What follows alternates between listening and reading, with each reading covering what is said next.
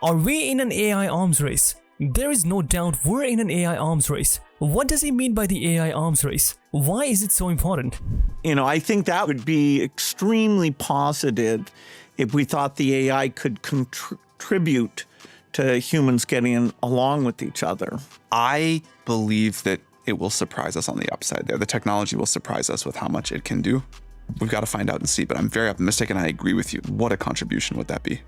The launch of ChatGPT at the end of 2022 started the current AI arms race. According to Mr. Collins, since then many similar AI systems have come out. Millions of people use their AI tools every day to create artwork, write text or make videos.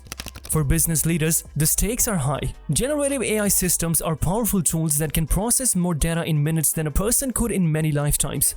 Company leaders have suddenly realized what AI could help them, and their competitors' archive. It was explained by Mr. Collins.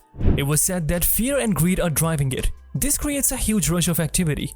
With the right training, a custom AI system could help a company get ahead of its rivals by making a big research breakthrough or by cutting costs through automation. In the pharmaceutical sector, companies are using AI to find new compounds to treat diseases, but it's an expensive process.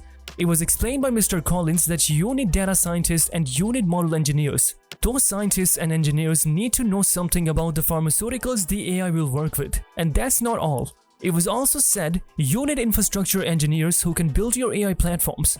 Highly skilled workers are hard to find.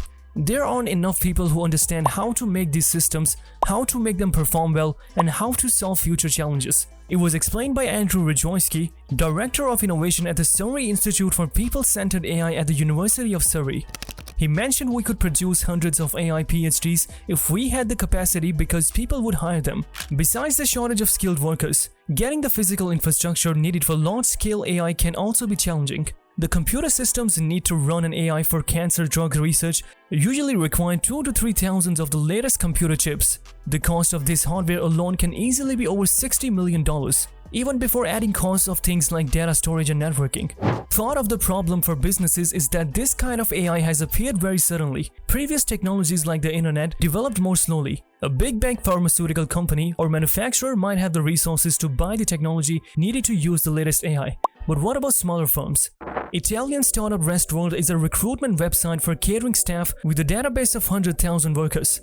The chief technology officer, Eduardo Conte, was interested in explaining if AI could help the business. The idea of building an AI-driven chatbot to communicate with the user of the service was considered by the firm. But it was said by Mr. Conte that across thousands of users, the cost grows very much. Instead, a narrower problem was looked at the issues that candidates don't always present their experience in the best way. For example, wearing might not be listed as a skill by a candidate. However, the algorithm developed by Mr. Conte make it easier to uncover additional information, including whether they had applied for and gained a waiting role in the past. It can be deduced by the AI that they are a waiter or they might be interested in other waiter job offers. In hospitality recruitment, one hurdle is getting candidates to the interview stage. So the next challenge for Mr. Conte is to use AI to automate and customize the interview process for its candidates. Candidates might even have a conversation with the AI, and summaries could be produced to pass on to recruiters. This could speed up the whole process, which currently can take days. During this time, a waiter or chef might have found another job. Meanwhile, cash will continue to be poured into AI projects by larger firms, even if it's not always clear what they're likely to achieve. As mentioned by Mr. Rojewski, the adoption of AI is in a Darwinian experimental phase, and it's hard to predict the consequences. The new arms race in technology has no rules and few guardrails. When it comes to advanced artificial intelligence, a lot of discussion has centered around whether white-collar workers are now facing a threat similar to what the working class once did with robotics. There is certainly a possibility that AI will be able to replicate much of what lawyers, accountants, teachers, programmers, and yes, journalists do. That's not even where the most significant revolution is likely to occur. Last summer, a survey of more than 550 AI researchers found that nearly half of them believe that, if developed, high-level machine intelligence could lead to impacts with at least a 10% chance of being extremely bad.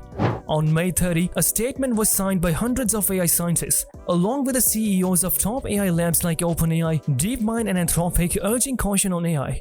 It said, mitigating the risk of extinction from AI should be a global priority alongside other societal scale risks such as pandemic and nuclear war. Why is this a concern? The basic argument is that advancements in AI could result in the creation of super intelligent artificial entities with goals that could conflict with humanity's interests and the capability to pursue these goals independently. It's like envisioning a species that is to Homo sapiens what Homo sapiens are to chimps. Yet while many feel that AI could lead to the end of humanity, some are concerned that if we, typically meaning researchers in the West or even those in a specific lab or company, don't push ahead quickly, someone less responsible will. If a safer lab pauses, our future might be in the hands of a more reckless lab. For instance, one in China that doesn't try to avoid substantial risks. This argument compares the AI situation to a traditional arms race. We both spend money to build more weapons, but without anyone gaining a relative advantage. In the end, we've spent a lot of money and gotten nowhere. It might seem crazy, but if one of us doesn't race, we lose. We're trapped. But the AI situation is different in crucial ways. Notably, in the classic arms race, a party could always theoretically get ahead and win.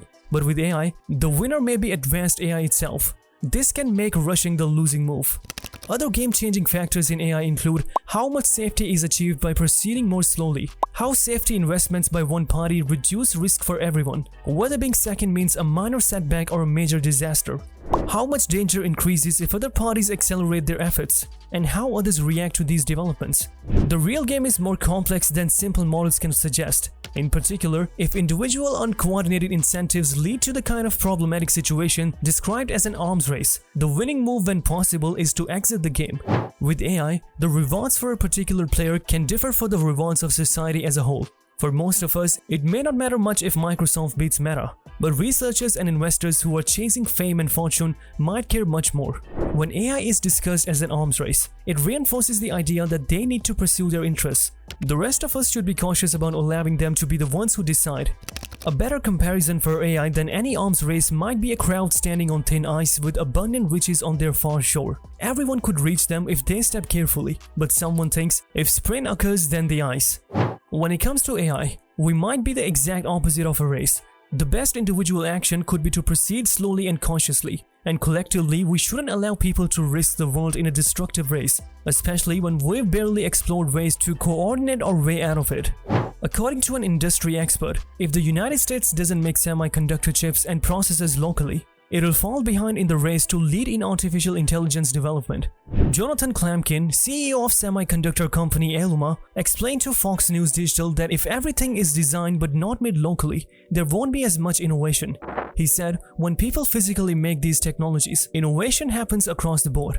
He added that if we want to stay ahead in semiconductors, we need to make chips locally, not just design them and write software code. Rival nations are competing with the US to get the chips needed for developing AI models. The demand for semiconductor chips and microprocessors has shot up because more people are interested in AI models and platforms. Share your thoughts with us in the comment section below. Also, hit the like and subscribe button to watch more content. We will meet you in the next one.